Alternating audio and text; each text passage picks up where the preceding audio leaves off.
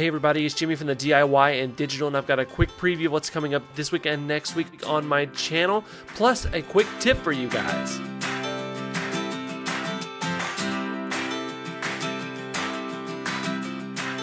So this week on my channel, we have another edition of Dollar Store Model Railroad Finds. I got 5 more things that I went and picked up at the dollar store that I want to show you guys for model railroading. Then next week, we're doing another Arduino turnout tutorial. This time, I'm going to be showing you how to control a snap switch with an Arduino and something called a relay shield. It's a really cool tutorial, and it's a little bit different than the Kato Unitrack turnout tutorial, so you'll definitely not want to miss that. Now, for my quick tip. My quick tip for this week really goes out to the people who are looking to start a model railroad and don't know which scale to pick. Now, I picked N scale because of the ability to put a lot of scenery in not a lot of space.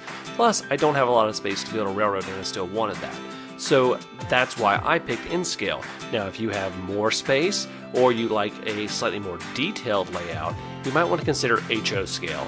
HO scale is the most popular scale, and you're going to be able to find the most materials in that scale that are also really good for things like switching layouts and point-to-point layouts that are relatively narrow. And if you still want even bigger trains, look at O scale, and then even bigger you can go to G scale. Now those take up a lot more space, but you're going to get a ton of detail with those scales of trains. So that's my quick tip for this week. If you haven't already, go ahead and hit that subscribe button, hit that like button, and hit that bell icon so that you don't miss any updates and quick tips like this video. Until next time, I'm Jimmy from the DIY and Digital. Happy railroading.